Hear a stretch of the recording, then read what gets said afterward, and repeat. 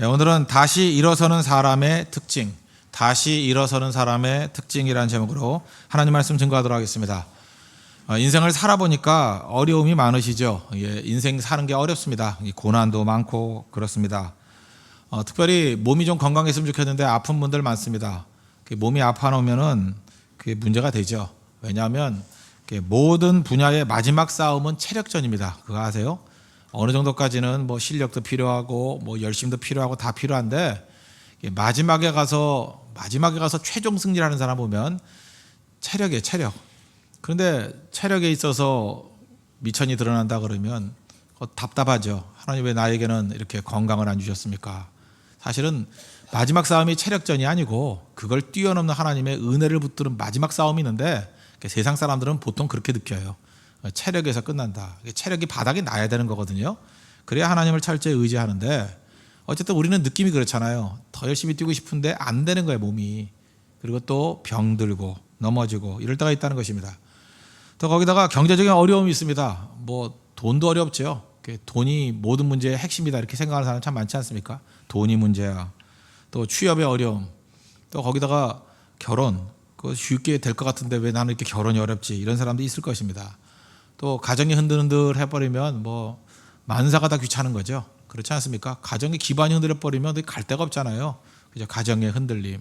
그러면은 사실은 뭐 사업이 잘 되고 뭐 건강하고 이게 다 필요 없는 거죠. 기반이 흔들려버리니까. 그래서 막 사람들이 흔들리게 된다는 것입니다. 그래서 곰곰이 생각해 보면은 인생이라는 것은 한번 생각해 보세요. 잘 되는 일보다 잘 안 되는 일이 더 많습니다. 실제로 그래요. 그리고 성취되는 것보다는 실패할 때가 훨씬 더 많다는 것입니다. 그게 인생이라는 것입니다. 넘어진다고요. 근데 사회가 어떻습니까? 넘어지면 이 넘어진 사람이 설 자리가 없습니다. 그래서 넘어져도 넘어지지 않은 척하고 살아가는 거지. 진짜 넘어졌다 그러고 나가면 사람들이 다 밟아 뭉개버리지 이 넘어진 사람이 설 자리가 없다라는 것입니다. 그래서 오늘 본문을 한번 쭉 한번 살펴보겠습니다. 세상의 원리가 15절이죠. 악한 자여 의인의 집을 엿보지 말며 그가 쉬는 처소를 헐지 말지니라. 세상의 원리는 뭐냐? 음해하는 겁니다. 음해. 어떻게 해서든 간에 그 감시해서 넘어뜨릴까 이런 것만 생각한다는 거예요. 그리고 마음 가운데 은근히 넘어지기를 원하는 마음들이 있다는 것입니다. 특별히 어떤 사람이 넘어지기를 원해요? 나보다 앞서는 사람 넘어지기를 은근히 원하고 세상이 그래요. 잘 되는 사람 사실 인간의 행동에 있어서 뿌리 깊이 남아있는 건 시기 질투거든요.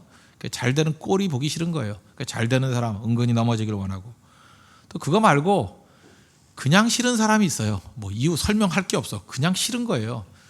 사람이 싫으면 싫은 대로 그냥 놔둬야 되는데 싫은 거를 못 보는 게 죄성이거든요. 어떻게든 넘어뜨리려고 그래요. 싫은 거 넘어뜨리려고 그러고 잘 되는 사람 넘어뜨리려고 그러고 앞서는 사람 넘어뜨리려고 그러고 그러니까 공격성이 있죠. 세상은. 넘어뜨리려고 그럽니다. 그래서 오늘 15절 내용이 이거죠. 보라고 뭐 우리가 의인이 악인이 이거 따지지 말고 악한 자요. 우리 다 그런 속성이 있거든요. 죄인들이기 때문에. 다른 사람의 집을 엿보지 말고 그가 쉬는 처소를 헐지 말지니라.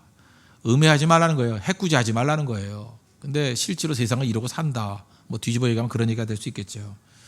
그 다음 얘기가 이제 의인에 관한 얘기인데 의인을 이렇게 설명하면 됩니다. 예수님 믿는 사람, 하나님 믿고 섬기는 사람, 하나님 두려워하는 사람. 그걸 의인이라 그러고 하나님을 모르는 사람, 이거 잠언과 시편 다 악인이에요. 그죠? 하나님 모르는 사람, 믿지 않는 사람이 악인이고 하나님을 아는 사람, 하나님 믿는 사람이 의인이라고요. 그죠? 믿음으로 말미암아 의인 되었다. 뭐 그렇게 설명할 수도 있지만 우리 구약적인 개념에서는 그냥 하나님 믿고 섬기는 사람을 의인이라 그런다. 하나님 두려워하는 사람을. 그럼 의인을 어떻게 또 정의할 수 있느냐? 넘어졌다가도 일어서는 사람이 의인이라는 거예요. 믿음의 사람이 뭐냐? 넘어졌다가도 일어서는 사람이 의인이라는 것입니다. 악인은 어떠냐? 넘어지면 끝이에요. 그냥 퍼져가지고 다시 못 일어납니다. 그게 악인이에요. 그래서 우리 가운데도 마찬가지입니다. 우리 삶 가운데 왜 시험과 환란이 있는지 아십니까? 의인인지 아닌지를 판별할 수 있기 때문에 그래요. 의인이 뭐예요? 진짜 그 안에 믿음이 있어요. 생명이 있어요. 넘어지죠? 일어나요. 생명이 있으니까. 우리가 다 죽은 나무같이 보였는데 생명 있는 나무는 어때요? 다시 우미 돋고 일어나죠? 아, 그래서 우리가 느끼는 게 뭐예요? 살아있구나. 이걸 느끼는 거라고요. 반면에 죽은 거는 쓰러지면 끝이에요. 다시 일어나지 못해요. 그러므로 우리가 하나님 앞에서 이런 시험과 환난과 고난과 어려움들이 내가 의인됨을 증명하는 계획입니다. 내가 믿음 있는 사람임을 증명하는 계획입니다. 또 나도 내 믿음이 어느 정도인지 모르잖아요. 내 믿음이 얼마나 강력한 믿음이고 일어설 수 있는 힘이 있는지 없는지를 체크할 수 있는 귀중한 시간이라는 것입니다. 의인이 뭐예요? 일어서는 사람이다. 그러므로 하나님이 함께하는 사람의 특징은 뭐냐? 믿음의 사람인데 믿음의 사람의 특징이 뭐냐? 한마디로 가면 다시 일어선다는 것입니다. 그래서 오늘 16절 보십시오. 대저 의인은 7번 넘어질지라도 다시 일어나려니와 악인은 재앙으로 말미암아 엎드려지느니라. 의인은 다시 일어선다. 반면에 악인은 넘어지면 엎드려져서 일어서지 못한다. 그 얘기라는 거예요. 오늘 이게 핵심 구절입니다. 그리고 17절 18절을 보십시오. 내 원수가 넘어질 때 즐거워하지 말며 그가 엎드러질 때 마음에 기뻐하지 말라. 여호와께서 이것을 보시고 기뻐하지 아니하사 그의 진노를 그에게서 옮기실까 두려우니라. 오늘 성경을 보니까 원수가 넘어지기를 우리는 바라잖아요. 그런 거 없습니까, 여러분은? 얄밉고 이런 사람들 보면, 정말 악한 사람들 보면 저거 언제 넘어지나 이런 생각이 들잖아요. 그리고 또 넘어지면 쌤통이다 뭐 이런 생각이 있잖아요. 그러지 말라는 거예요. 그러지 말라. 그 괴롭히는 사람조차도 엎드러질 때 기뻐하지 말라. 성경은 전혀 기뻐하지 말라는 것입니다. 이유가 뭐예요? 그 원수가, 괴롭히는 사람, 악인이 하여튼 뭐든 간에 우리가 볼 때 자타가 공인하는 악인이라 할지라도 그가 넘어지는 것을 기뻐하는 것을 하나님이 기뻐하지 않는데요. 중요한 거 아닙니까? 하나님이 좋아하는 일을 해야 되잖아요. 하나님이 그거 좋아하지 않으시고요. 원수가 넘어지는 것을 우리가 막 너무 고소히 하는 것을 하나님이 기뻐하지 않는답니다. 무슨 얘기예요? 다른 사람의 고통을 즐기는 것을 하나님이 기뻐하지 않는다는 거예요. 심지어 악인이라 할지라도. 넘어뜨린다는 얘기가 아닙니다. 내가 넘어뜨리는 거, 그건 악인 중에 악인이죠. 내가 적극적으로 가가지고 어떤 사람, 싫은 사람을 넘어뜨리고 원수를 넘어뜨리고 그것도 하지 말아야 될 뿐만 아니라 우리는 죄가 아니라고 생각하는 부분도 있잖아요. 넘어지는 거 즐거워하는 거, 즐거워도 하지 말라는 거예요. 다른 사람의 고통을 즐기지 말라는 것입니다. 왜 그러냐? 우리가 하나님 앞에서 제일 중요한 게 뭐냐면, 우리 그렇잖아요. 남자분들은, 우리 총각들, 그 멋있는 여자분들에게 이렇게 인기를 끌고 그런 거 좋죠. 안 그래요? 여자분들 오늘도 이렇게 차려기들 나왔음에도 불구하고 예쁘게 화장하고 나온 이유가 뭐예요? 하나님이 보실까 봐? 하나님은 중심을 보셔요. 예. 하나님 중심을 보시지 그걸 보겠어요? 뭐 알게 모르게 뭐 또 다른 어떤 그 멋있는 남자가 봐주기를 원하는 거, 그런 거 아니겠어요? 그죠? 그러니까 중요한 게 뭐냐면 내가 누구 눈에 드느냐, 이게 되게 중요한 거 아닙니까? 누구 눈에 드느냐, 목표가 있잖아요. 사실은 뭐 청춘 남녀들이야 뭐 그럴 수 있겠지만, 우리 예배에 나와서, 기도에 나와서 진짜 중요한 게 뭐냐면 하나님의 마음에 들어야 되잖아요. 그죠? 하나님이 뭘 보시느냐. 하나님 마음에 들려고 그러면 제일 중요한 전략 하나를 가르쳐 드릴게요. 불쌍하면 됩니다. 하나님이 나를 불쌍히 여겨주면 끝나요. 그게 스프랑코 니조마이라는 단어인데, 신약 성경의 헬라어를 보면 예수님께서 불쌍히 여겼다 그러는 장면이 15번, 총 16번인데 15번은 예수님이 하셨어요. 그 15번은 100% 다 기적이 나타났어요. 불쌍히 여기셨다, 그럼 기적이 나타나고, 불쌍히 여기셨다, 그럼 기적이 나타나고. 딱 한 번 예배인데 선한 사마리아 사람 비유해서, 그죠? 선한 사마리아 사람이 그 강도 만난 사람을 불쌍히 여겨 그래서 도와줬다는 얘기가 나와요. 근데 그분도 예수님을 묘사한 거라 그러면 100%죠. 다 기적이 나타났어요. 기적이. 그러니까 하나님 앞에서 우리가 어떤 모습을 가져야 되냐, 넘어진 사람들을 보고 막 기뻐할 때 하나님이 우리를 절대 불쌍히 안 여겨요. 그죠? 우리가 누구를 공격하고 때릴 때 절대 우리를 불쌍히 여기지 않아요. 오히려 얻어 터질 때 하나님이 불쌍히 여겨요. 내가 범죄하고 허물로 인해서 쓰러졌어요. 쓰러졌는데 과도하게 맞지요. 다윗이 그랬잖아요. 과도하게 맞았잖아요. 그럴 때 다윗이 뭐라 그래요? 내가 죄짓고 깨지지만 과도하게 맞는다. 그래서 하나님이 나를 불쌍히 여겨줬으면 좋겠다. 이게 참 다윗이 그래서 하나님 앞에서 올바르게 쓴 거라고요. 과도하게 맞는데 그것 때문에 하나님이 나를 좀 불쌍히 여겼으면 좋겠다고. 시므이가 저렇게 비난하고 저주하는데 좀 과도하거든요. 저것 때문에, 저 악독함 때문에 하나님이 나를 선으로 여기시다, 나를 불쌍히 여겼으면 좋겠다. 그래서 예배 드릴 때 자기도 모르게 그냥 이렇게 어깨 피게 안 돼요. 그냥 잠깐 구부리게 되지. 하나님 나를 불쌍히 여겨주세요. 그죠? 그렇게 된다고요. 하나님, 내가 작은 자입니다. 나를 좀 불쌍히 여겨주세요. 주님, 내가 세상에서 의지할 게 없잖아요. 누가 나를 뭐 인정해 준 사람도 없고, 너를 나를 칭찬해 준 사람도 없고, 의지할 데가 없잖아요, 세상에는. 그러니까 하나님 나를 불쌍히 여겨주세요. 그 불의한 재판장 앞에 서 있는 그 과부 보세요. 불쌍하잖아요. 그죠? 그래서 불의한 재판장조차도 불쌍히 여겼잖아요. 하나님 앞에 어떤 모습으로 서야 돼요? 불쌍하게 서야 돼요. 불쌍하게. 그런데 원수가 넘어지는 걸 보고 막 고소하다, 신난다, 야호, 그리고 브라보 이러면 하나도 안 불쌍해요. 그러면 오히려 누가 불쌍해져요? 그 원수가 불쌍해져요. 그래서 어느 성경은 뭐라 그래요? 그 진노를 그에게서 옮기실까 두려우니라. 우리 무슨 싸움 벌여야 되냐면 하나님 앞에서 더 불쌍해지는 싸움 벌여야 돼요. 내가 하나님 앞에서 더 낮아져야 되고, 내가 더 불쌍해져야 되고, 내가 더 약해져야 되고, 그래서 하나님의 은혜만을 붙들 때 그게 승리라는 것입니다. 그래서 오늘도 여러분들 기도하고 예배 드릴 때 좀 불쌍해지십시오. 하나님은 불쌍해진 자를 건져주셔요. 은혜 부어주신다고. 나를 불쌍히 여기소서. 그 기도 중에 최고 기도는 그거예요. 나를 불쌍히 여기소서. 스프랑크 디조마이. 그런 기적이 나타나게 된다는 것입니다. 그래서 내가 언제나 하나님 앞에서 불쌍히 여김을 받아야 되겠습니다. 이 자세를 가지고 예배를 드리면 그 사람은 항상 예배의 은혜를 받습니다. 그리고 평생을 살아가면서 내가 하나님 앞에 불쌍히 여김을 당해야지, 그러면 아무리 많은 재물이 주어지고 아무리 많은 지위가 주어진다 할지라도 절대 교만해지지 않아요. 이렇게 생각하면 되잖아요. 하나님, 난 능력이 없는데 너무 많은 이 물질을 맡겼네요. 나 감당할 수 없습니다. 나 어린아이입니다. 바보입니다. 이거는 어떻게 할지도 모릅니다. 나를 불쌍히 여겨주세요. 그죠? 이거 잘 쓰기를 원하는데 잘 쓰게 해주세요. 그 은혜 주시죠. 그 참 묘해요. 그 돈이 썩어지게 많은 것 같은데 보이는데도 돈 많은 불쌍한 사람이 종종 있어요. 야, 불쌍하다. 저 무능한 사람이 돈은 많아가지고 이게 불쌍해 보여요. 꼭 그렇게 보이는 사람이 있어요. 그게 하나님 앞에 올바른 자세예요. 반면에 쥐뿔도 없으면서, 그죠? 자신만만해서 세상에 자기 혼자 살아갈 수 있는 것 같이 보이는 사람. 인간이 봐도 하나도 안 불쌍해. 하나님 불쌍하게 보겠어요, 그걸? 아무것도 아니죠. 우리는요, 충분히 불쌍합니다. 아세요? 얼마나 불쌍한 존재인지 알아요? 그래서 이 율법이 그래서 필요한 거라. 율법의 그 잣대로 다 그러고 볼 때 우리는 다 죄인 중에 괴수고 죄 덩어리들이거든요. 다 허물과제로 넘어진 사람들이거든요. 그래서 제 가운데 엎드리는 거예요. 하나님 나를 불쌍히 여겨달라고. 나는 의지할 곳이 없다고. 그래서 율법이 하나님의 은혜의 자리로 나가게 만드는 힘이 있잖아요. 옛날에 몽학 선생 그러잖아요. 몽학 선생. 그죠? 어린아이 가르치는 선생님. 그래서 은혜 붙드는 거라고요. 율법 자체가 힘을 주는 게 아니고. 왜? 율법은 우리를 불쌍하게 만들거든요. 정죄하라는 얘기가 아니에요. 나를 불쌍하게 해달라는 얘기지. 하나님 앞에 그 모습으로 나아갈 때 승리하게 된다는 것입니다. 그러므로 뭐 시편에 7편인가 저주시가 나와요. 그래서 또 그런 것만 좋아하는 시편 그러면 저주시만 좋아해가지고 나는 밤낮 이거 놓고 기도한다는, 뭐 다윗도 뭐 저주시로 기도했다는데 그건 옳지 않습니다. 그죠? 우리 신약의 백성들로서 저주시 있을 수도 있지만 그거를 뭐 자기가 제일 좋아하는 기도라느니 이건 문제가 있어요. 생각해 보세요. 저주시라는 자체가 태도가 뭐예요? 이게 참 조심스러운 건데, 나는 옳고 너는 틀렸다 아니에요? 그렇죠. 어떤 사람을 갖다 저주한다는 것 자체가 나는 옳은데 너는 틀렸다는 거 아니에요. 넌 분명히 죄인이고 나는 분명히 의인이고, 그것만큼 큰 교만이 어디 있어요? 내가 하나님이에요? 아니잖아요. 내가 다 판단하는 거 아니에요. 나는 옳고 넌 틀리고. 그 살다 보면요, 잘 생각해 보면 내가 틀릴 때가 훨씬 많아요. 우리가 자기 자신에 대해서 얼마나 관대한지 아십니까? 거의가 다 내 탓이에요. 내 탓.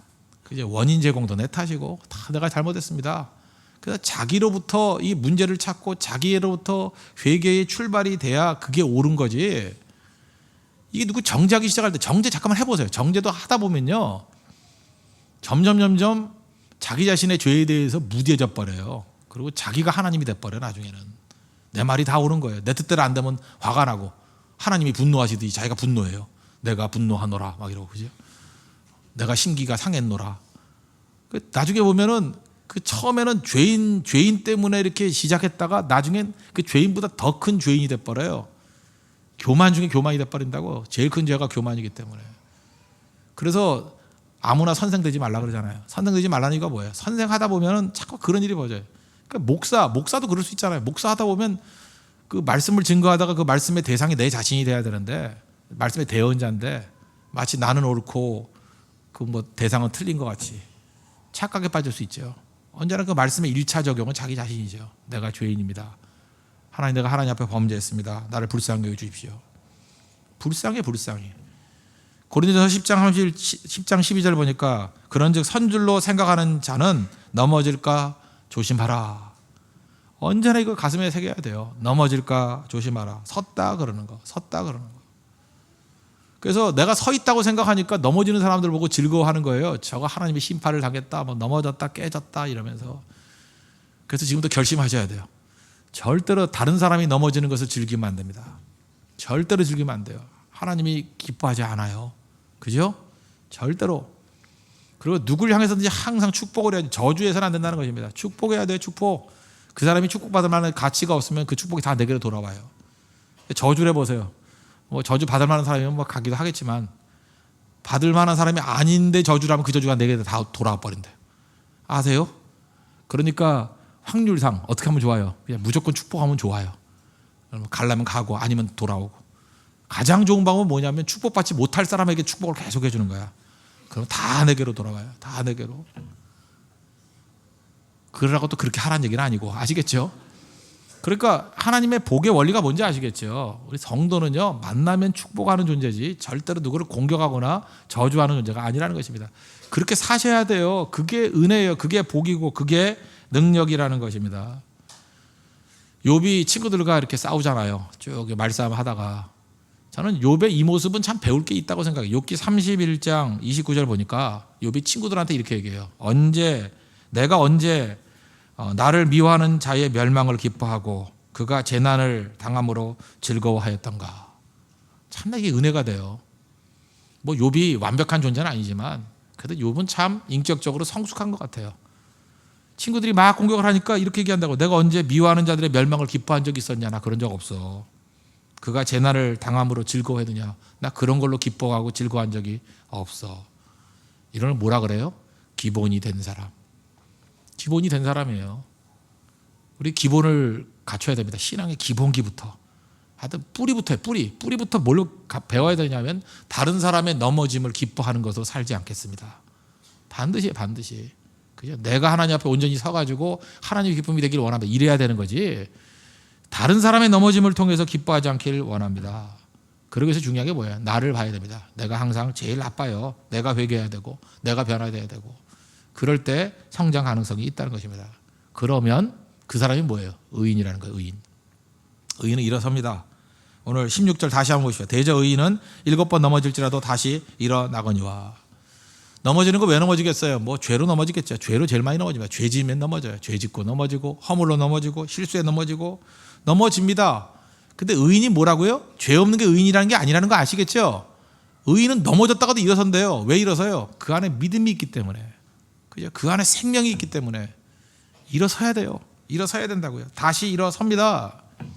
전 지금 안타까운 게 뭐냐면 겉으로 볼 때는 믿음이 있고 생명이 있어 보이는 사람인데 뭐 별것도 아닌 일에 한번 넘어졌어요. 넘어지고 난 다음에 못 일어나요. 그럴 때 사실 얻는 유익도 있어요. 아, 저건 진짜 믿음이 아니었구나. 제가 지금 목회하면서 목회자에게서 제일 중요한 게 뭐예요? 뭐 성도들이 기쁘게 듣고 밝게 듣고 뭐 이렇게 희망을 갖고 이것도 되게 중요한데 생명의 복음을 증거해야만 넘어졌다가 일어설 수 있어요. 넘어졌다가 일어설 수 있는 그 복음을 신겨놔야 돼요. 넘어졌다가 일어설 수 있는 복음. 그건 십자가의 복음밖에 없습니다. 예수님의 복음밖에 없어요. 그래서 복음으로 무장돼야만 넘어졌다가 일어설 수 있습니다. 지금 넘어진 상태에 계신 분 있습니까? 여러분 속에 있는 생명을 가지고 생명을 한번 발동시켜 보십시오. 일어서십시오. 그게 믿음이고 그게 생명이라는 거예요. 정리를 하면 일어서는 사람의 특징이 뭐냐? 4가지로 정리할 수 있어요. 4가지로. 첫째, 내 탓이요 하는 인생이라는 거예요. 절대로 내 탓을 인정하지 다른 사람 때문이다 이렇게 얘기 안 한다는 거예요. 그래서 요한일서 1장 10절 보니까 만약 우리가 범죄하지 아니하였다면 하나님을 거짓말하는 이로 만드는 것이니. 어떤 사람 그래요. 나는 죄 하나도 없어. 내가 뭘 잘못했어. 이런 사람이 있다고요. 이건 하나님을 거짓말쟁이로 만드는 거래요. 우리가 왜 죄가 없어요? 다 죄인이죠. 그죠? 그래서 자기 허물로부터 시작되는 거예요. 모든 문제를 내 탓으로 인정하는 때부터 시작되는 거예요. 이게 출발이에요. 이게 다시 넘어졌다가 일어서는 사람의 특징이라고요. 내 탓임을 인정하는 거. 두 번째는 이 넘어짐을 통해서 교훈을 받습니다. 배워요. 깊은 교훈과 깨우침을 받아요. 배운다고요. 배우는 사람이 이게 또 참된 믿음이 있는 사람의 특징이라는 것입니다. 그리고 세 번째는 결과를 받아들여요. 결과를 갖다가 이렇게 수용합니다. 이 모든 것이 하나님의 인도로 된 것입니다. 수용해요. 그래서 마지막 4번째로 다시 일어납니다. 퍼져 있지 않아요. 반드시 일어나요. 이게 의인의 특징, 믿는 자의 특징이라는 것입니다. 그러므로 이 말씀을 가지고 한번 샘플로 한번 살펴볼게요. 샘플로. 다윗을 보면 좋을 것 같은데, 우리가 성경에서 다윗을 그렇게 많이 연구하는 이유가 무엇입니까? 다윗은 넘어졌잖아요. 넘어졌다가 일어선 사람이에요. 오늘 이 일어선 사람의 특징 네 가지 가지고 다윗에게 한번 이렇게 투사를 해보세요. 투사를 해보면 다윗하고 거의 맞아떨어져요. 우리도 다윗같이 일어서야 된다고 생각합니다. 사무엘하 12장을 보면은 슬픈 얘기가 나오죠. 다윗이 그 앞부분에 보면 이제 간음하죠. 우리아의 아내 밧세바 간음하고, 또 그거 들킬까봐 남편 죽이죠. 그냥 죽이는 것보다 더 나쁜 걸 청부살인이라 그러는데, 그 청부살인 하잖아요. 청부살인. 죄는 죄에서 끝나지 않습니다. 또 은폐하려고 그러다 보니까, 숨기려고 하다 보니까 여러 가지 죄악들이 계속 연결이 됩니다. 다윗의 삶 가운데 가장 어두운 시절입니다. 어두운 시절이에요. 그때에 하나님께서 나단 선지자를 보내시죠. 참 나단 선지자 멋진 것 같아요. 그죠? 목숨 걸고 간 거 아니에요. 안 갔으면 그 가가지고 말 잘못해가지고 죽을 수도 있는데 생명 걸고 왕 앞에 섭니다. 전 이런 사역자들이 많이 있어야 된다고 생각합니다. 자기 자신의 이익과 유익과 안전이 아니라 하나님 말씀이라 그러면 다 전할 수 있는 그런 담대함, 필요하다고 생각을 해요. 사무엘하 12장 2절을 보니까 예를 하나 들죠. 그 부자하고 가난한 사람이 있었는데, 부자는 양과 소가 심히 많았습니다.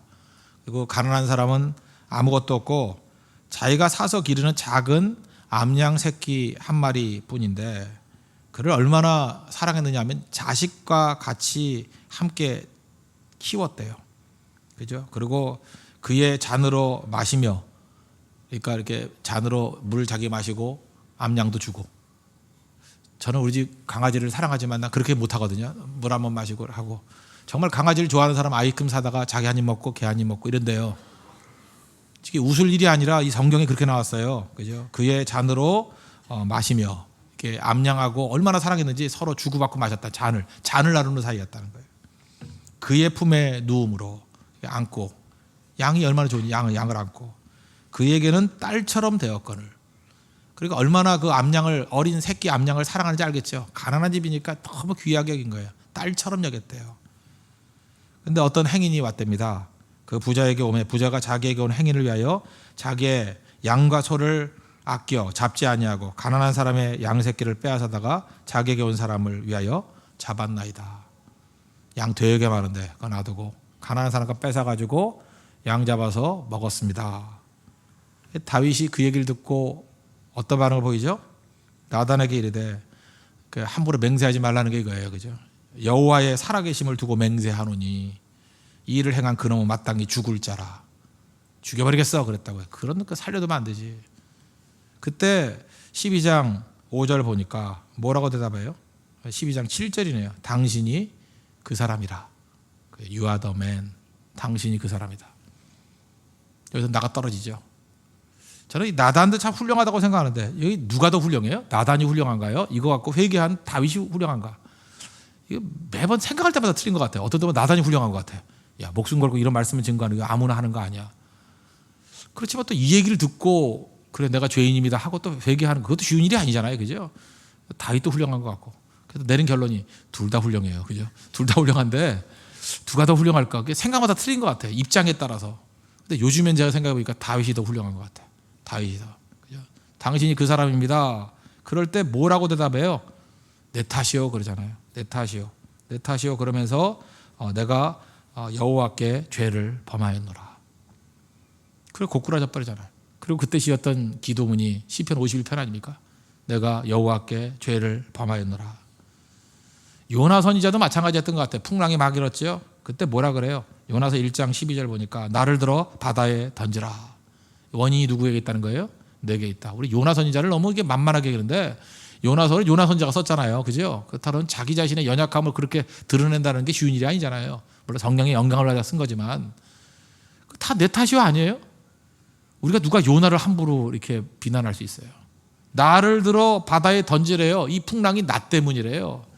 이거 배워야죠.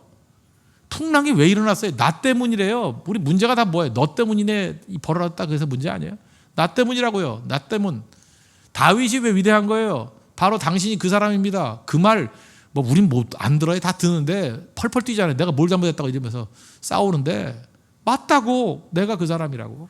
내가 여호와께 죄를 범하였나이다. 그래서 다시 이러는 사람이 출발이 뭐예요? 자기 자신의 잘못에 대해서 인정하잖아요. 인정이 문제가 아니라 항상 자기부터 시작하는 거예요. 내 탓이요 하면서 시작하는 것이 중요하다는 것입니다. 그리고 두 번째 어떤 반응을 보여요? 교훈을 얻죠. 교훈. 특별히 이 당시에 쓰여졌던 시편이라고 생각하는 게 시편 32편이 또 있는데 3절 보니까 내가 입을 열지 아니할 때 종일 신음함으로 내 뼈가 쇠하였도다. 죄 지어 보셨습니까? 죄 지으면요 뼈가 상해요. 흐물흐물해지고 주의 손이 주야로 나를 누르시오니 내 진액이 빠져 여름 가물에 마른같이 되었도다. 하다못해 체하기만 해도 이게 쑥 내려갔으면 좋겠다고 답답하잖아요. 그죠? 그 여름 가물에 그 마른같이 되었대. 이렇게 막혀 있는 것 같대요. 그래서 5절 보니까 내가 이르기를 내 허물을 여호와께 자복하리라 하고 주께 내 죄를 아뢰고 내 죄악을 숨기지 아니하였더니 곧 주께서 내 죄악을 사하셨나이다. 이게 복음 아니에요? 죄악 가운데 있는데 주님 앞에 아뢰더니 내 죄를 사해 주셨대요. 이 신약으로 보면 예수님의 보혈의 십자가의 보혈을 말미암아 우리 죄를 사해 주셨대. 죄에 대한 해결책이 있는 거죠. 그죠? 이게 복음 아니에요, 복음. 항상 그 다윗의 강조점은 뭐냐 하면 넘어지고 난 다음에 그것을 회개로 넘어가고 십자가로 넘어가는 그런 교훈을 얻는 모습이 있었다는 거예요. 시편 51편 뭐 다 잘 알죠. 10절 보니까 하나님이여 내 속에 정한 마음을 창조하시고 내 속에 내 안에 정직한 영을 새롭게 해 주십시오. 나를 주 앞에서 쫓아내지 마시고 주의 성령을 내게서 거두지 마십시오. 주의 구원의 즐거움을 내게 회복시켜 주시고 자원하는 마음을 주사 나를 붙들어 주세요. 그렇잖아요. 잘 보세요. 죄로 인해서 넘어지는 사람들 되게 많아요. 그런데 다윗은 뭘 하는 거예요? 죄 때문에 내 인생의 육체적인 넘어짐만 해서 끝나는 게 아니라 더 중요한 게 뭐예요? 영이 죽으면 끝난다는 거예요. 영이 죽으면 이 죄로 인해서 뭐가 죽어요? 영이 죽더라는 거예요. 영이. 그래서 다윗의 대부분의 기도 내용이 뭐예요? 뭐 육적인 회복, 그거보다 더 중요한 게 뭐냐면 기도의 90%는 영적인 회복이에요. 영적인 회복. 주님 나 이렇게 못 살겠어요. 내가 거지같이 살아도 되고 광야에서 쫓겨다니면서 살아도 괜찮아요. 그 얘기예요. 영만은 살려주세요. 영만을. 그래서 뭐라 그래요? 주의 앞에서 날 쫓아내지 말래요. 주의 앞에서 성령을 거두지 말래요. 성령 없이 살아가는 능력, 그 삶이 어떤 비참함이지 않은 거 아니에요. 주의 성령을 내게서 거두지 말아달래요. 여러분 그런 기도해요. 주님은 나에게서 그 물질을 거두어 주지 말아주세요. 통장에 잔고를 거두어 주지 말아요. 그걸 기도를 하지. 잔고만 있으면 내 성령은 뭐 또 나갔다 또 다시 오시지 뭐 이러고. 그죠? 뭐 그 눈에 잘 띄지도 않고. 그게 아니에요. 다 엎드려도 괜찮다는 거예요. 다 엎드려도. 주님 다 엎드려도 나를 주님 앞에 쫓아내지 마시고 주의 성령을 내게서 거두지 말아 주십시오. 그리고 그 다음쯤 되면 그 다음 성령이 계시고 또 있는 거 좀 주세요. 그래야 될 건데 그 다음 뭐라 그래요? 더 중요한 거 한 걸음 나와서 하나님 난 주의 구원의 즐거움 없이 못 살겠어요. 구원의 즐거움 주세요. 회복시켜 주세요. 난 구원의 즐거움뿐만 아니라 더 나아가서 나 억지로 하는 거 못 하겠어요. 자원하는 심령을 주세요. 다윗이 뭘 구했는지 아십니까? 다 내용이 거예요. 성령 떠나지 않게 해주세요. 구원의 즐거움 주세요. 기쁨 주세요. 자원하는 마음 주세요. 억지로 끌려다니지 않게 해주세요. 근데 우리는 어때요? 대부분의 사람들이요, 뭘 하나님의 일을 한다 그러면서 그 실제로는 이거 중요한 영적인 걸 다 놓쳐버려요. 성령 없이 일을 해요. 그럼 망가집니다. 일은 하는데 성령 없이 하면 일 망가져요. 그 인생 망가져요. 그래서 교회가요, 이렇게 성령 충만하지 않고 잠깐 일을 하면 문제가 생겨요, 문제가.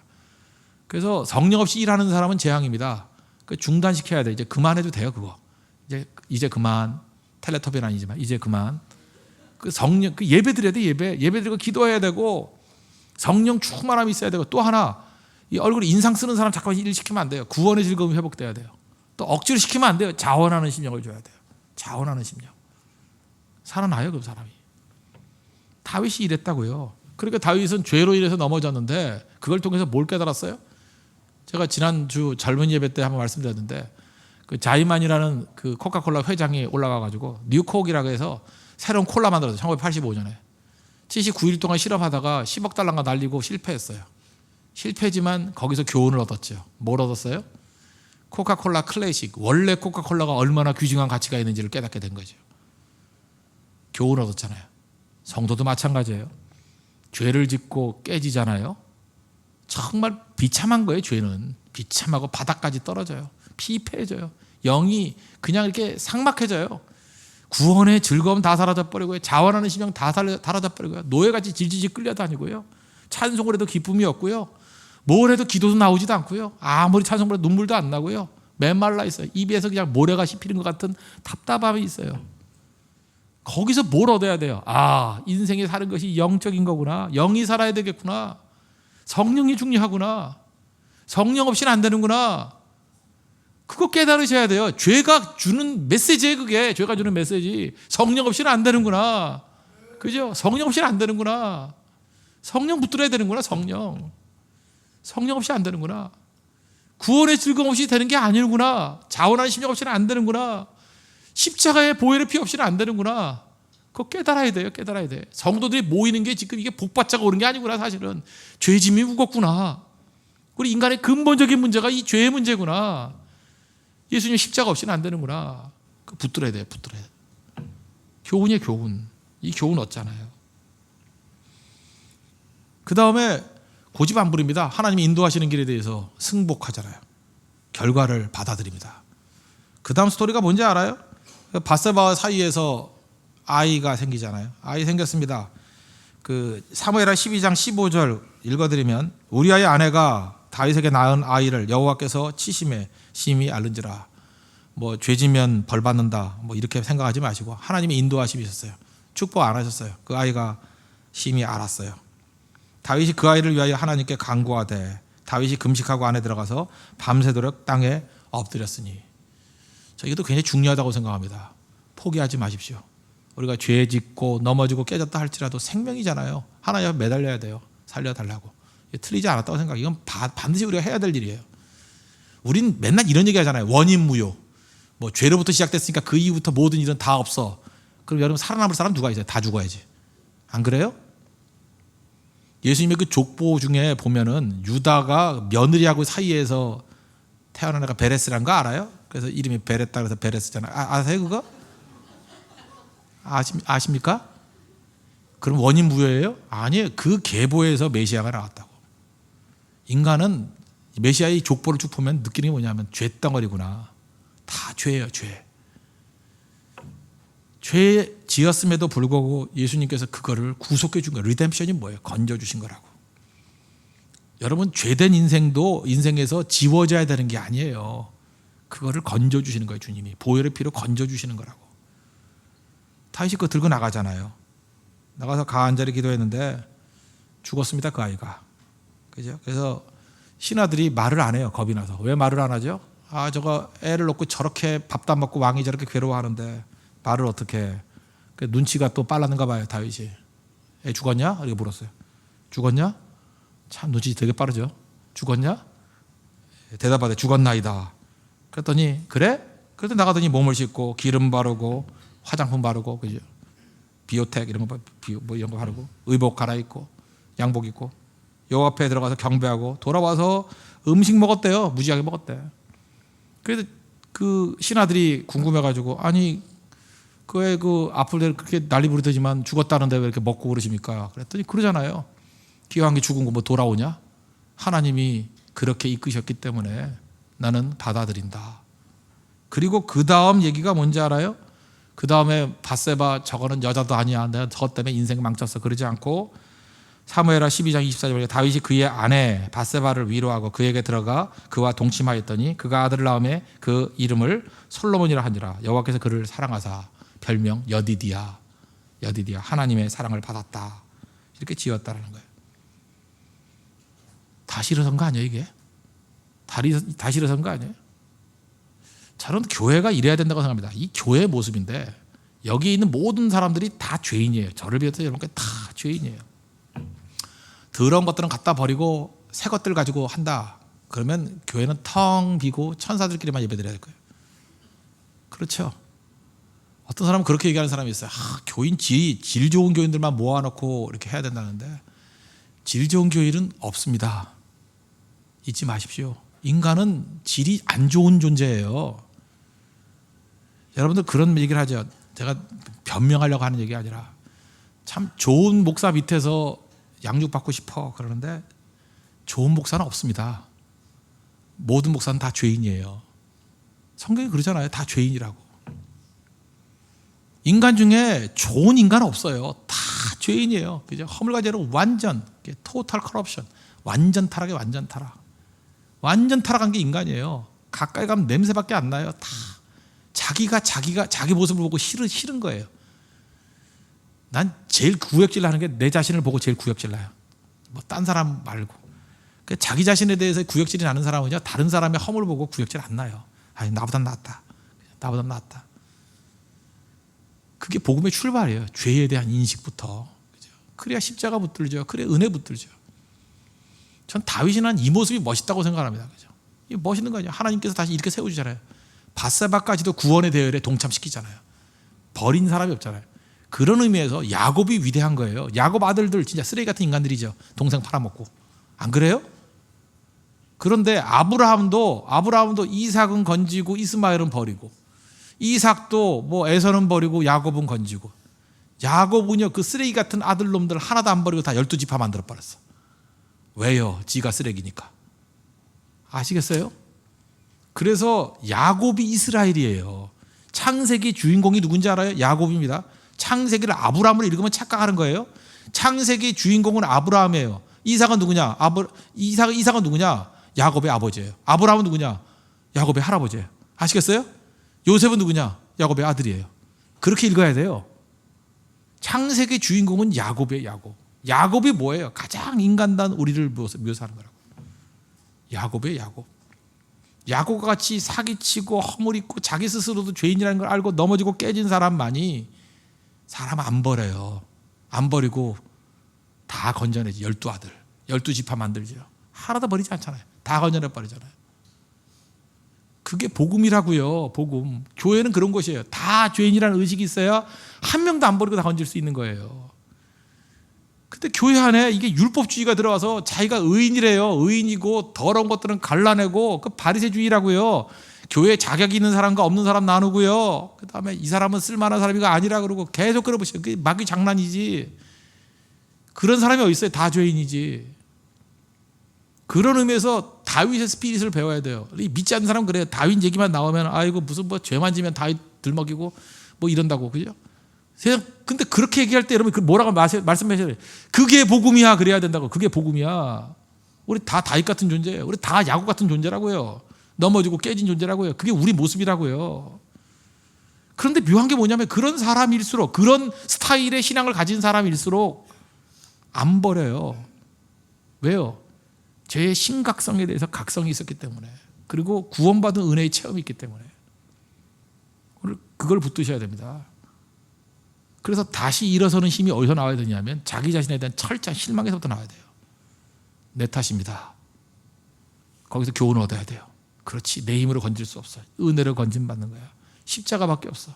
나를 불쌍히 여겨주세요. 그리고 결과를 수용하는 거예요. 주님께서 인도하시는 길이라면 어디든 가겠습니다. 죄인인데 뭐.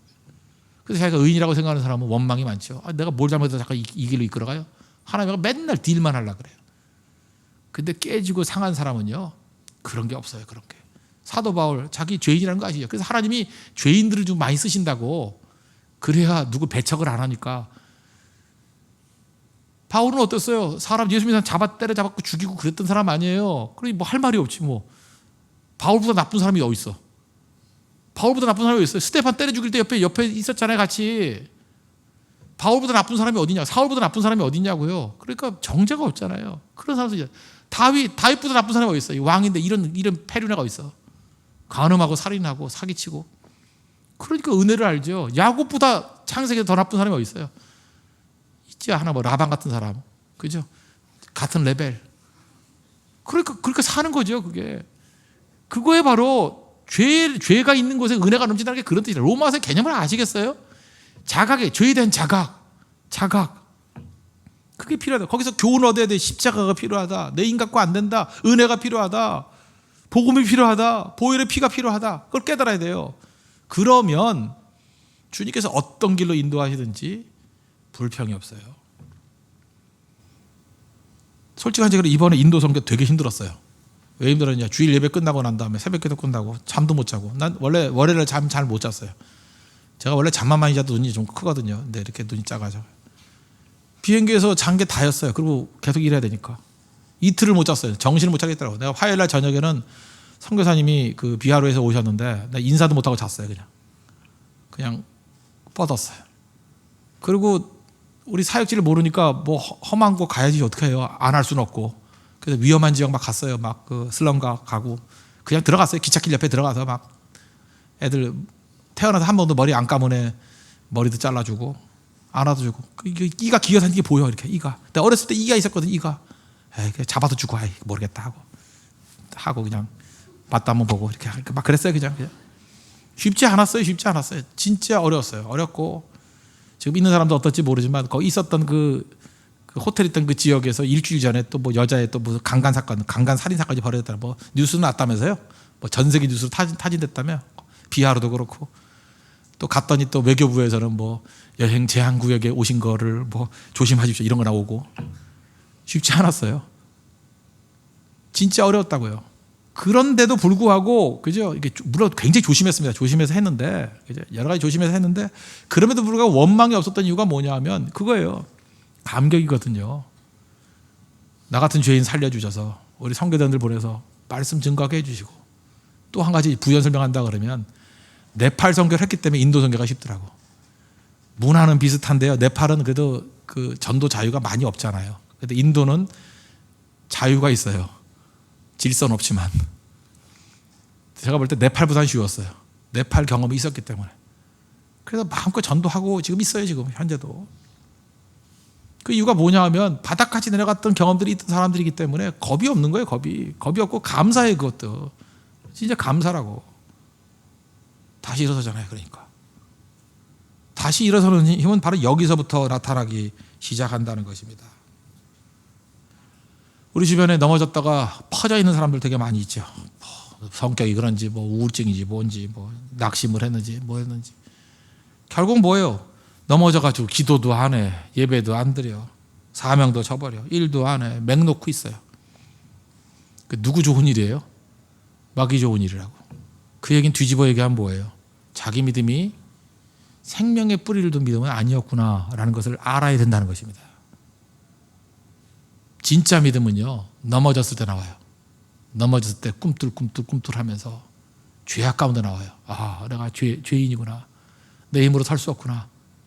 그래서 예수님을 보내주셨구나.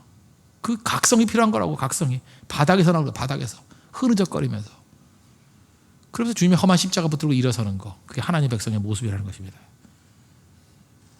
그런 복음의 생명의 역사가 나타나는 교회가 되길 바랍니다. 그죠? 십자가의 능력이 나타나는 교회가 되길 바랍니다. 그게 복음입니다. 복음. 그 복음으로 일어설 수 있는 믿음의 신실한 용되기를 축원합니다. 의인은 넘어졌다 다시 일어나는 사람이고 악인은 못 일어나는 사람입니다. 의인이시죠? 네, 의인 돼야 됩니다. 의인의 특징, 내 탓임을 인정하는 거. 이거 뭐 내 탓이 하는 윤리적인 문제가 아니에요. 내 죄를 깨닫는 거예요. 내 죄를, 내 무능함을 깨닫는 거, 내 전적 타락을 깨닫는 거예요. 뭐 캐톨릭에서 말하는 내 탓이요 하는 그런 운동이 아니에요. 스티커 붙이고 다니는 운동이 아니에요. 내 탓이요 그리고 내가 얼마나 내 탓이요 그러니까 고상해 이런 게 아니고요. 그냥 난 쓰레기예요. 그거예요. 내 탓이요 말할 것도 없어요. 나는 아무것도 아닙니다. 소망 없습니다. 난 썩어 문드러졌습니다. 십자가밖에 없어요. 소망이. 하나님 나를 불쌍히 여겨주세요. 그게 내 탓이에요. 불쌍히 여겨주세요. 진짜 불쌍히 여겨주세요. 그리고 거기서 십자가의 능력과 은혜를 깨닫는, 교훈을 깨닫는 거예요. 그리고 주님이 인도하시는 길에 어디든 가겠습니다.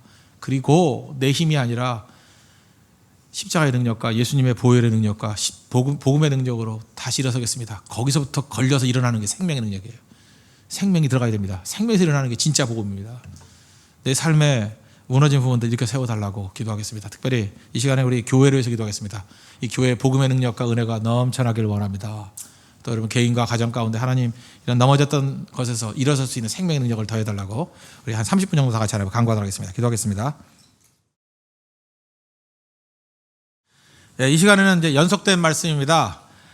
다시 일어날 힘의 근거, 그냥 다시 일어나자 하는 슬로건이 아니라 다시 일어날 수 있는 힘의 근거 하나님입니다. 에베소서 1장에 나오죠. 성부, 성자, 성령 하나님으로부터 나오는 힘. 그래서 우리가 다시 일어날 힘은 하나님께로부터 나와야 됩니다. 삼위일체 하나님. 그중에 첫 번째는 성부 하나님의 섭리, 그리고 두 번째는 성자 예수님의 생명, 그리고 세 번째는 성령 하나님의 감동. 이런 것들에서 뿌리로 나올 때 우리가 다시금 일어설 수 있는 힘을 얻게 된다는 것입니다. 뭐 이미 다 알고 있는 걸 한번 점검을 해봅시다. 하나님의 힘으로 일어서야 되는데 성부 하나님의 섭리예요. 이 섭리를 설명하는 제일 좋은 말씀은 로마서 8장 28절의 말씀이죠. 우리가 알거니와 하나님을 사랑하는 자 곧 그의 뜻대로 부르심을 입은 자들에게는 모든 것이 합력하여 선을 이루느니라. 합력하여 선을 이룬다. 수네르게오. 여기서 나온 단어가 시너지라 그랬죠. 시너지. 시너지 하나님. 합력하여 선을 이룬다. 합력. 이게 뭐예요? 섭리라는 거예요. 또 다른 말로 하면 최종 승리를 믿는다는 거죠. 우리가 있던 여러 가지 과정들이 있습니다. 과정들이 있는데 넘어지고 깨지고 하는 과정들이 있어요. 많은 실패가 있어요. 그럼에도 불구하고 하나님의 섭리가 있기 때문에 우리는 다시 일어섭니다. 다시 승리합니다. 믿습니까? 이거 믿어야 된다는 거예요. 이거 반드시. 실패를 통해서 최종 승리했다는 사람, 뭐 예를 든다 그러면 뭐 백악관을 기도실로 만든 사람, 링컨 얘기를 죠. 여러 번 들었을 거예요. 링컨 실패 많이 한 거 아시죠? 한번 여러분 링컨이라고 생각해봐요. 링컨이라고 한번 생각해봐요. 다 아는 얘기지만 한번 상상을 해봐요. 내가 링컨이다. 얼마나 좌절스러울까? 얼마나 절망이 있을까? 이걸 다 딛고 일어났다고요. 아버지가 가난한 구두수성공이에요. 이상해. D.L. 무디도 그렇고 구두수성공 아들 가운데 유명한 사람이 되게 많이 나왔어. 그죠? 이렇게 구두수성공의 아들로 태어났습니다. 가난했어요. 학교는 9개월 다녔습니다. 학교 못 다녔다 그래서 절망하지 마십시오. 링컨 9개월 다녔어요. 뭐 옛날이기 때문에 그러냐? 옛날에도 공부는 했습니다. 그런데 9개월 이거 공부 거의 못했다라는 것입니다. 9살 때 어머니 돌아가셨어요. 15살 때 집이 가난해가지고 집을 잃어버리고 길거리로 쫓겨나 버렸습니다. 그 다음에 20살 때 제가 믿고 의지하던 누나가 있었거든요. 누나가 죽었어요. 23살 때 뭐 사업이라고 말하는 건 뭐죠? 장사 시작했다가 실패했어요. 24살 때 또 왜 나갔는지 모르지만 주위에 선거 나갔다가 낙선했어요. 25살 때 사업 좀 크게 하려고 그러다가 크게 망했어요. 그래서 25살 때 망한 빚 갚는데 17년 걸렸어요. 그리고 얼마인지 아시겠죠? 42세까지. 그러니까 42세까지 25살 때 사업했던 망했던 빚 갚았다고. 42세까지.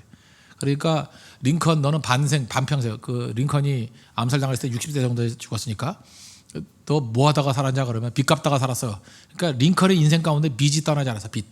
25살에 사업에서 빚진 거 17년 동안 갚았어요.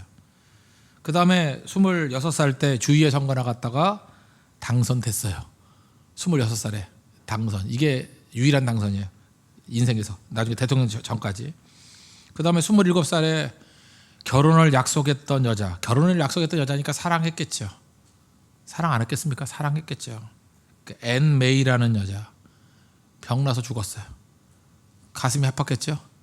결혼을 약속했는데 죽었어요. 그러니까 링컨 옆에 가면 다 죽어. 다 죽었어요. 28살에 너무 괴로워서 신경쇠약에 걸렸어요. 신경쇠약. 앞에 있는 형제가 되게 웃고 있는데 신경쇠약에 걸렸어요. 예. 거긴 괜찮죠? 믿음이 있기 때문에 그런 거예요. 예. 신경쇠약에 걸렸어요.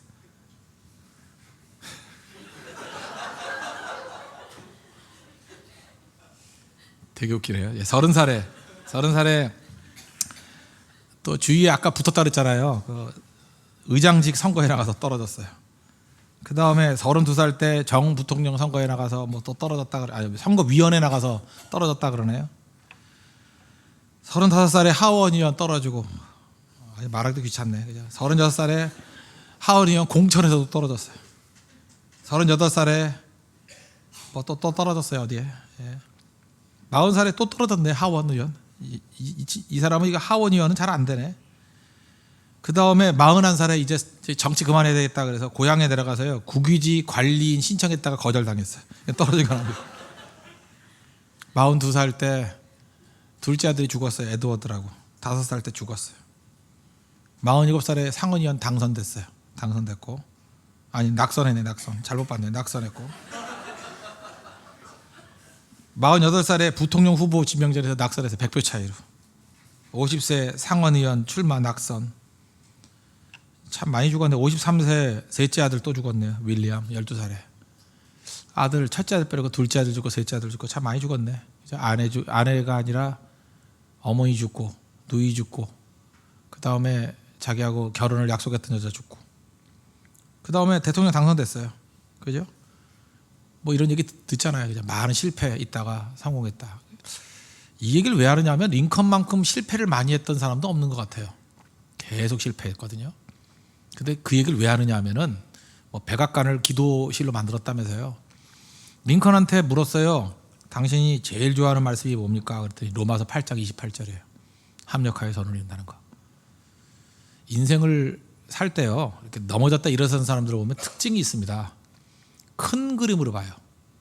인생을 큰 그림으로 봐요. 작게 안 보고 내 한평생 큰 인생으로 봐요. 하나님께서 나를 부르셨다. 큰 그림. 그럼 낙심 안 해요. 최종 승리하기 때문에. 그죠? 큰 그림으로 보면. 그런데 작은 그림으로 보면은 낙심하죠. 요셉 보세요. 요셉이 낙심하지 않았던 이유가 뭐죠? 요셉이 큰 그림으로 인생을 바라봤다고 알 수 있죠. 형들이 부들부들 떨고 있으니까 뭐라 그래요? 창세기 45장 5절. 당신이 이곳에 나를 팔았다 그래서 근심하지 마십시오. 뭐 한탄하지 마십시오.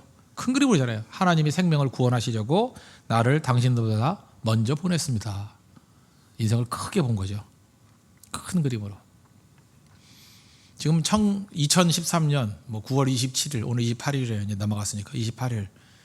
요 9월달 상황을 놓고만 계속 보면은 기쁜 일, 슬픈 일 막 섞여 있을 거라고.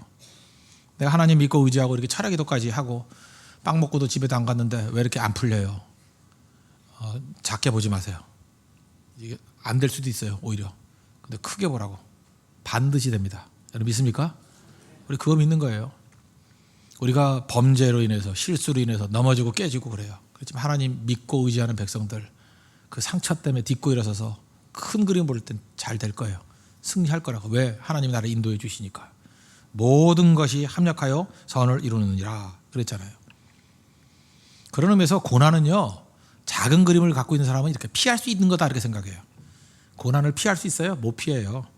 어차피 고난은 있다. 이 큰 그림 보는 사람이에요. 인생에 고난이 있지 왜 없겠어요? 있으면 못해.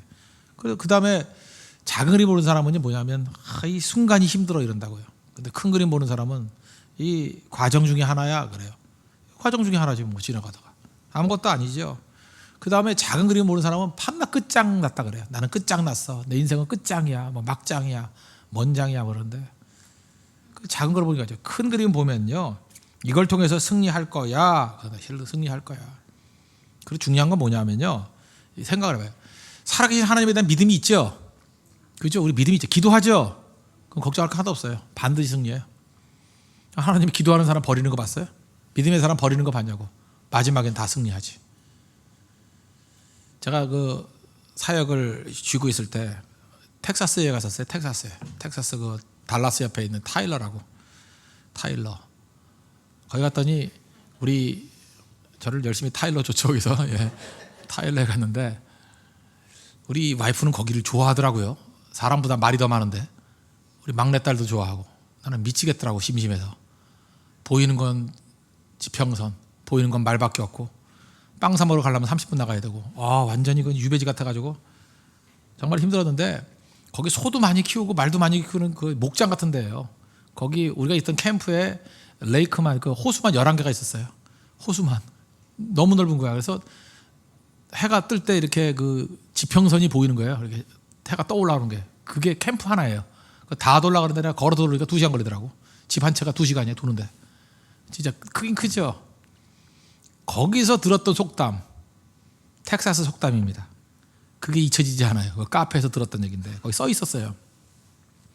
암소만 잃지 않는다면 우유 쏟은 것은 문제가 되지 않는다. 나 그게 참 마음에 와닿았어요. 텍사스에서 그거 하나 건져왔어요. 아무것도 없이. 정말 텍사스 가기 싫은데, 암소만 잃지 않았다면 우유 쏟은 것은 문제가 되지 않는다. 그림을 크게 본다는 거죠. 암소한테 이게 젖을 짜잖아요. 그거까지 것 좀 쏟으면 어때? 암소가 멀쩡하면 또 짜면 되지. 우리 인생이 작게 보면 이 아까운 우유, 이 비싼 우유, 이 맛있는 우유 쏟았어. 어떻게 걱정하지 말라니까. 딱 보니까 암소가 눈에 마주쳤어. 윙크까지 해. 됐어. 내일도 짜 먹으면 되지 뭐. 모레도 짜 먹으면 되지. 그게 텍사스 속담이에요. 암소만 잃지 않았다 그러면 우유 쏟은 것은 결코 문제가 될 수 없다. 그래서 여유가 있더라고요. 텍사스 사람은 여유가. 그 왜 여유인지 알아요? 작은 거 보지 않아요. 뭐 땅이 커서 그런 것도 있겠지만 작은 것에 일비 안 하더라고. 그게 텍사스의 힘이에요. 그래서 텍사스 사람들은 외로워도 잘 참는다 그래서 텍사스 그 우리나라에 뭐 외환은행 샀다가 팔아먹은 회사 이름이 론스타죠. 그 국기 하나에 별 하나 있는 거. 외로운 별. 그게 텍사스 국기예요, 걔네. 그래서 자기들은 미국이라 그러지 않고 텍사스라 그래요. 텍사스 독립국가 하려고. 텍사스 국기 하나 걸려 있고 미국 국기 있고 그래요. 이상한 나라인데. 그래서 이 텍사스가 가지고 있는 영성이 뭐냐? 내가 볼 때 론스타예요. 외로운 별. 버틴다는 거예요. 시간 지나면 된다. 여유.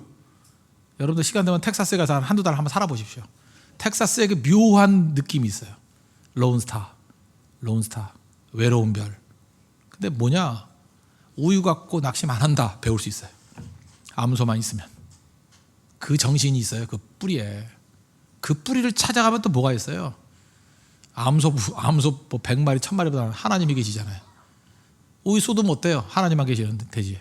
하나님만 믿으면 되지. 나를 보호하시고 인도하시는 섭리하시는 하나님만 계시면 되지. 여러분 믿습니까? 그거예요. 섭리를 믿는 거예요. 섭리를. 하나님 우리에게 합력하여 선을 이루십니다. 거기서 일어설 수 있는 힘이 있어요.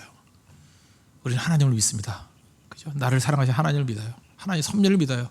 다시 일으키시는 하나님의 섭리를 믿어요. 여러분 다 지금 산산조각이 났습니까? 나는 인생이 왜 이런지 모르겠어. 나는 이제 소망이 없어.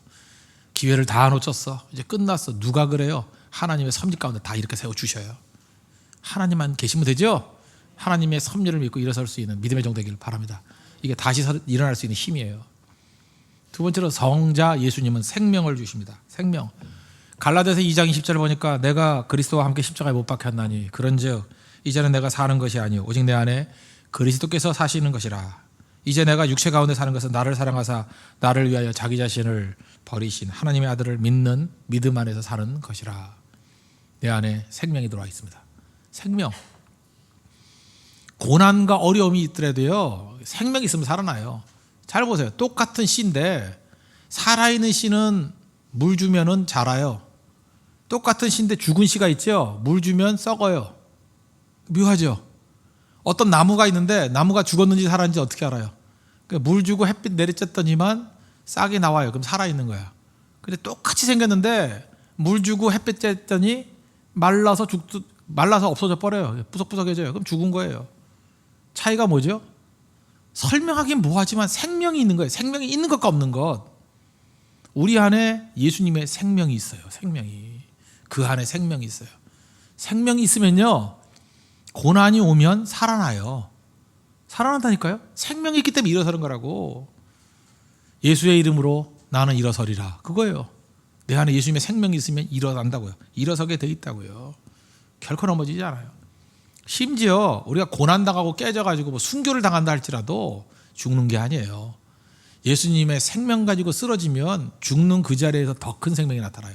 한 알의 미랄이 땅에 떨어져 죽지 않으면 한 알 그대로 있고 죽으면 많은 열매 맺는다 그랬죠.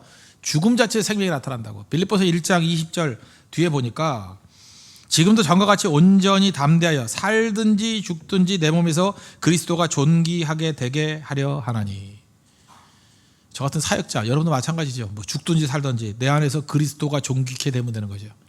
살아서 말씀 증거하고 죽어서 말씀을 보증하면 되잖아요. 사나 죽으나.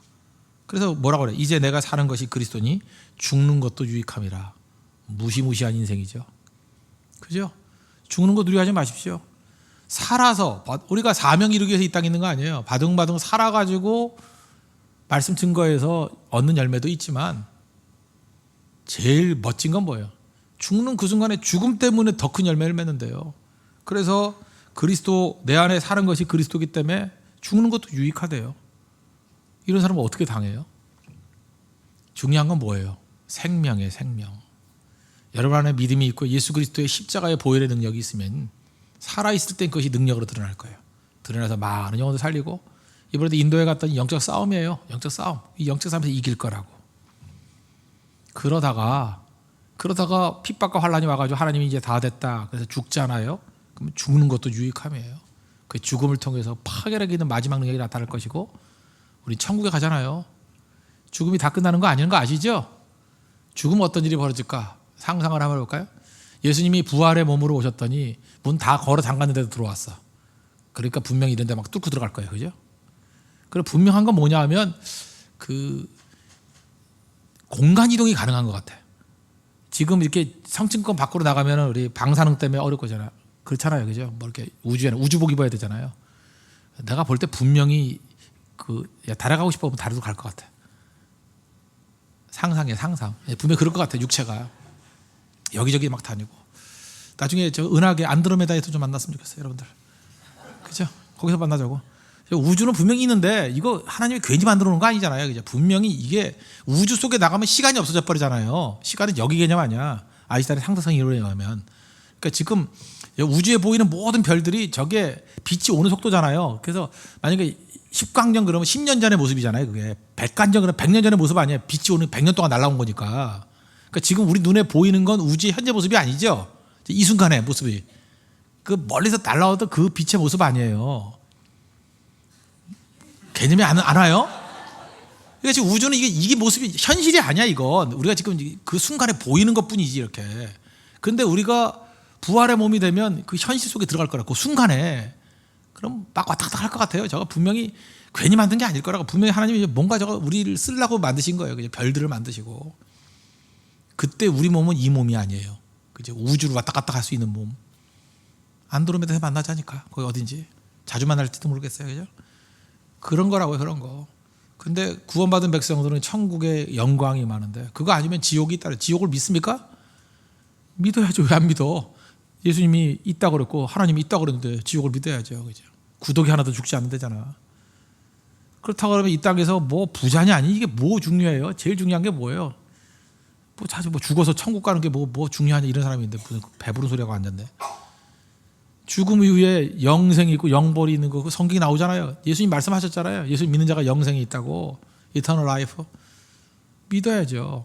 죽는 것도 유익해요. 아무런 문제가 없죠. 문제는 뭐예요? 예수님의 생명이 내 안에 있어야 된다고. 겁날 게 없죠.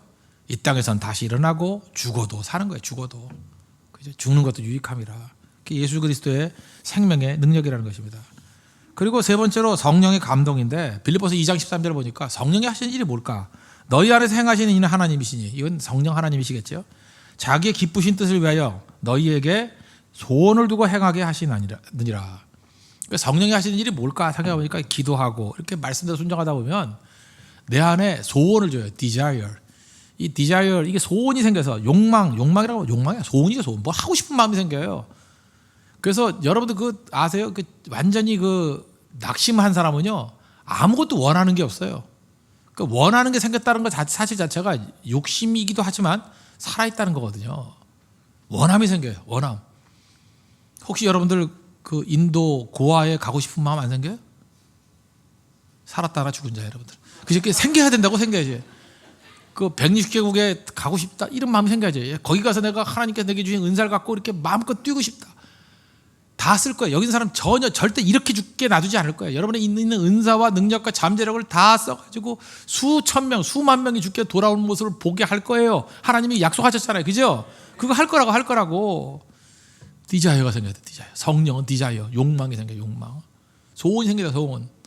소원이 생기니까 디자이어가 생기니까 추진력이 생겨요. 드라이빙 포스가 생긴다고. 드라이브. 그 두 가지예요. 디자이어, 드라이브. 소원과 추구, 소원과 추진력. 성령이 하신 일이라고요. 그래서 어마어마하게 많은 일을 할 수 있는 능력이 나타나게 된다는 것입니다. 그 성령이 하시는 일이에요. 성령이 감동을 주시는 거죠. 마음의 감동. 그러니까 성령의 감동 없이 인생 살기 힘들어요. 그래서 성령이 하시는 일이 뭐예요?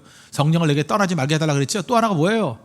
구원의 즐거움 주시고 자원하는 심령. 이게 다 뭐예요? desire, driving, force 이런 게 생긴다고 우리 가운데. 그래서 나타나게 된다는 것입니다. 시편 94편 18절 보니까 여호와여 나의 발이 미끄러진다고 말할 때 주의 인자하심이 나를 붙드셨사오며. 우리 발이 막 미끄러질 때가 있죠. 미끈미끈해가지고 막 넘어지고 그때 하나님이 나를 붙들어 주신대요. 내 속에 근심이 많을 때 주의 위안이 내 영혼을 즐겁게 하시나이다. 내 마음에 근심과 번뇌가 가득 찰 때 성령께서 우리를 위로해 주셔요. 위로의 하나님. 그 성령의 위로, 감동 이런 게 필요하다고요. 또 성령 하시니 뭐예요? 보호해 주시는 거. 파라클레토스라 그러잖아요. 우리 옆에서 보호해 주신다. 선교사한테 들은 얘기인데요. 선교사님들 만나면 또 선교사님들끼리 또 하는 자기들끼리 얘기가 있더라고. 요즘에는 이렇게 무슨 뭐 이렇게 여자 선교사님들이 많은가 봐요. 많은데 이번 인도도 그렇지만 이렇게 여자분들이 힘들잖아요. 이렇게 막 공격당하고 폭력당하고 막 이러니까. 근데 이건 아프리카에서 있었던 일이에요. 아프리카에서 있었던 일이라고 얘기를 들었어요. 하나님께서 위험한 곳을 가면 갈수록 보호해 주신다, 그런 취지의 이야기였어요. 그러니까 선교사님들이 위험한 지역에도 가시는 분이 있잖아요. 그래서 이게 좋은 것 같아요. 이게 가족이 많으면, 아이들이 많으면 대도시에 머무르려고 그러고, 애들 교육 때문에. 반면에 하나님이 아이를 안 주신 가정도 있어요. 그리고 아예 가정이 없는 분도 계셔요. 가정이 생기기 힘들게 생긴 분도 계세요. 내가 너무 심하게 얘기했나요? 죄송합니다. 하여튼 간에 내 주관적인 판단에 가정이 힘들겠구나 이렇게 생각했는데 아주 건강함을 주셨어요, 하나님이. 그런 분들이 하는 사역이 굉장히 커요. 오히려 가정이 선교 사역하는 데는 방해가 되는 것 같기도 하고 그래요, 제가 볼 때. 그래서 왕성하게 사역하는 분이 있다고. 이분은 이제 백인 여자 선교사님이셨는데 아프리카의 어떤 나라는 뭐 잊어버렸습니다. 그냥 거기 들어갔대요. 마을에 들어가가지고 천막 치고 있었는데 그 마을에 그 나쁜 놈들이 있잖아요, 그죠? 그 백인 여자 왔다 그러니까 호시탐탐 노리는 거죠. 습격하려고, 그죠? 동네 총각들이, 나쁜 놈들이. 그런데 몇 달 동안에 안전했다는 거예요. 그래서 이유가 뭔가 그랬더니 밤만 되면 요놈들이 10여 명이 나타나가지고 이제 습격하려고 그러는데 그 천막 주변에 중무장을 한 가드들이 서 있더라는 거예요. 중무장을 한, 총 들고 탁 지키는 사람들이 뭐 한 20여 명이 서 있더라는 거예요. 그래서 갔다가 돌아오고 그랬대요. 나중에 한참 지나고 난 다음에 그 선교사 회의에 갔을 때 이제 그 얘기를 듣고 어떻게 그 힘든 지역에서 잘 계셨냐고. 그리고 그 마을 사람들이 얘기하기를 후원비가 많이 오는 것 같더라고. 어떻게 그 가드를 한 20명씩 세워놓고 총 들고 이렇게 지키고 있냐고. 그랬더니 그 여자 선교사님이 그러더래요. 내가 그럴 돈이 어디 있냐고. 아무도 없었다고. 그래서 그때 당시에 거기서 자기들끼리 얘기하다가 해석을 이렇게 했대요. 하나님이 총 든 가드를 천사로 보내줬다고. 그거밖에 해석될 길이 없대요. 그 선교사님은 돈 줘가지고 가드를 이렇게 둘 돈이 없었대요. 하지도 않았고. 근데 그 불량배들은 계속해서 총 든 가드들을 봤다니 누굴 믿어야 돼요? 해석에 의하면 하나님이 총 든 천사를 보냈겠지요. 그렇게 해석을 했대요. 그러면서 선교사님들이 힘을 얻더라고요. 그 얘기를 듣고 뭐 믿거나 말거나 하지만 자기들끼리 하나님이 어려운 지역에 가면 우리를 보호해 주신다. 그러면서 이 정도까지 극단적인 얘기는 아니지만 서로 얘기를 하더라고요. 어려움 당할 때 하나님이 이렇게 보호해 주고 저렇게 보호해 주시고 하여튼 무슨 그 소설 같은 얘기들이에요. 뭐 돈이 얼마 모자라니까 하나님이 또 어떻게 또 채워 주시고, 그죠? 위험할 땐 또 넘어가게 하시고.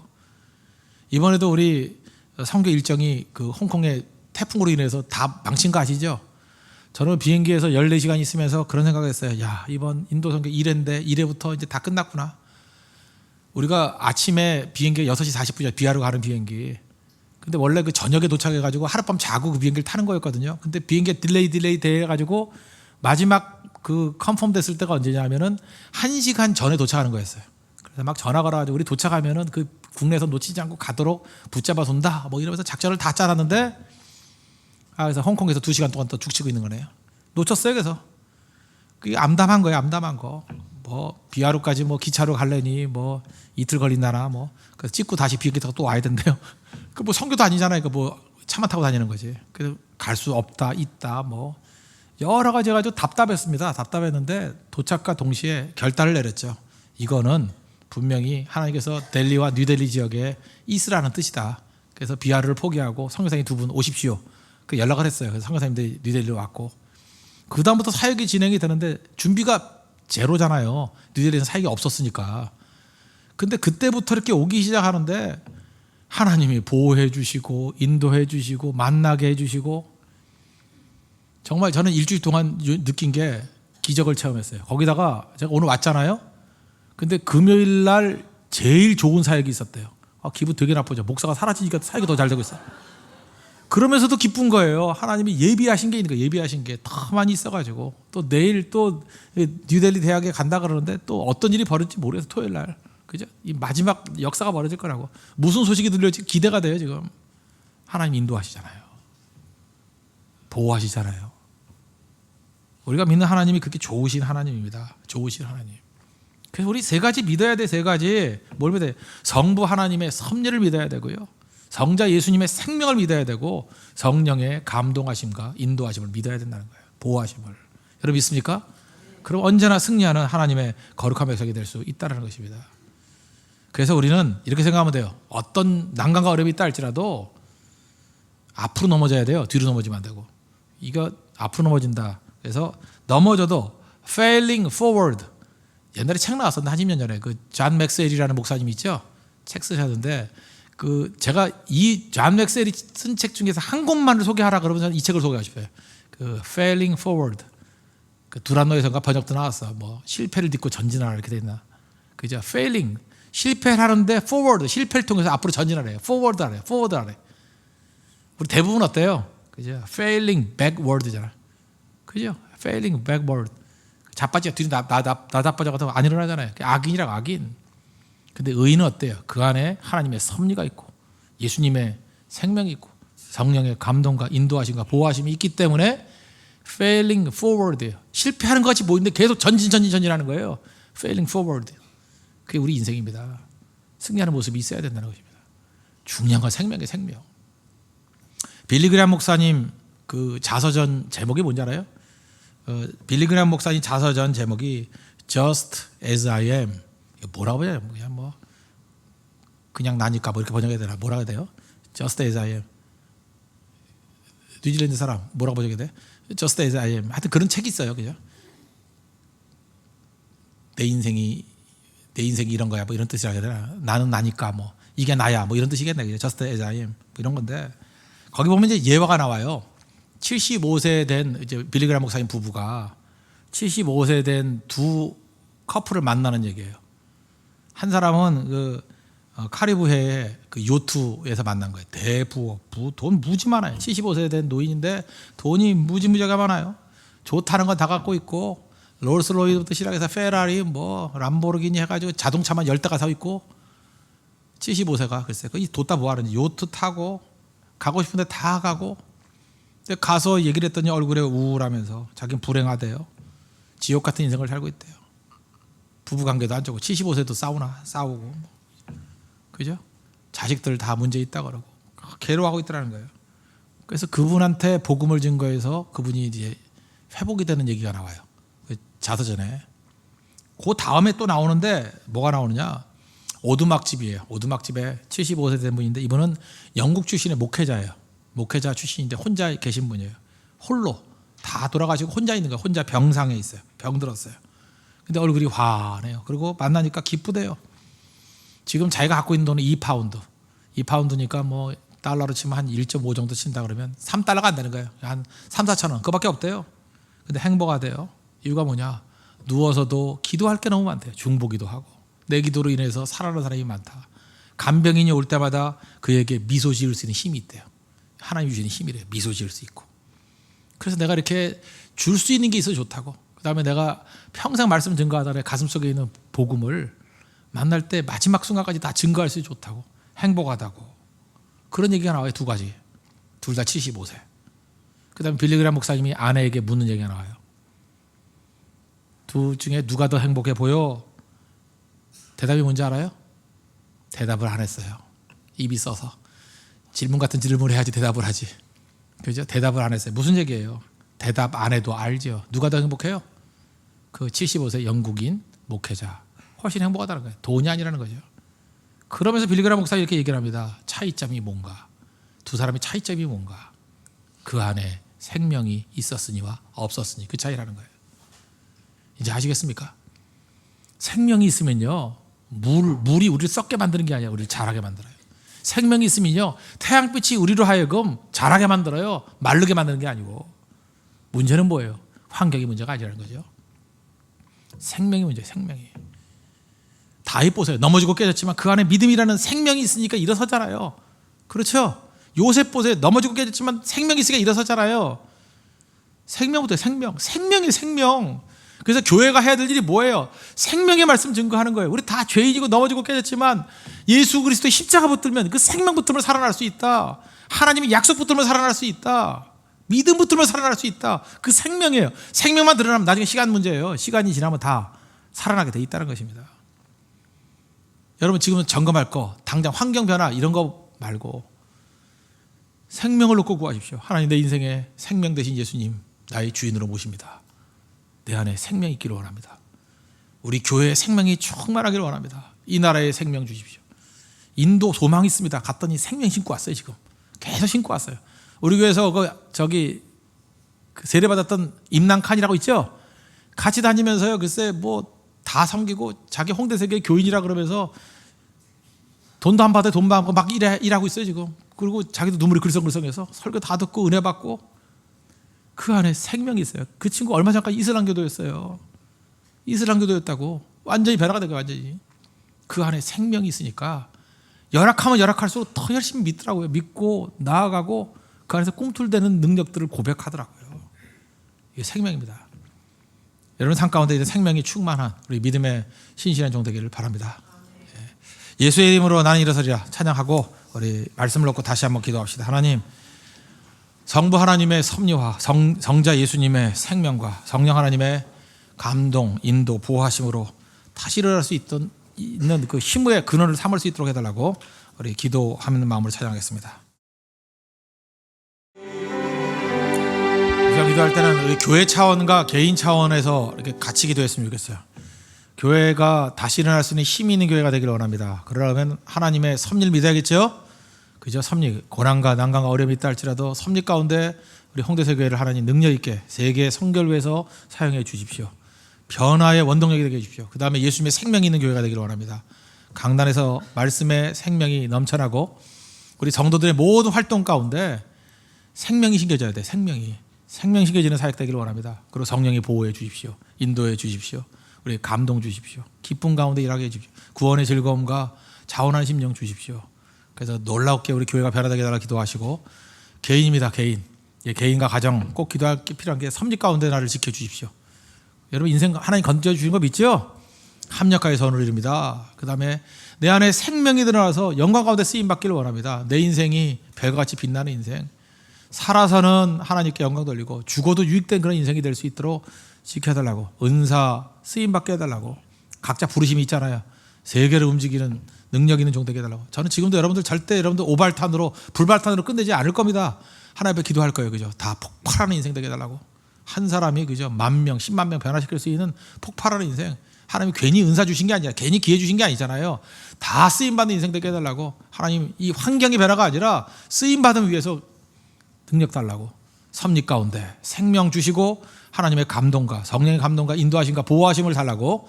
우리 한 30분 정도 다 같이 하나님 앞에 간구하도록 하겠습니다. 기도하겠습니다.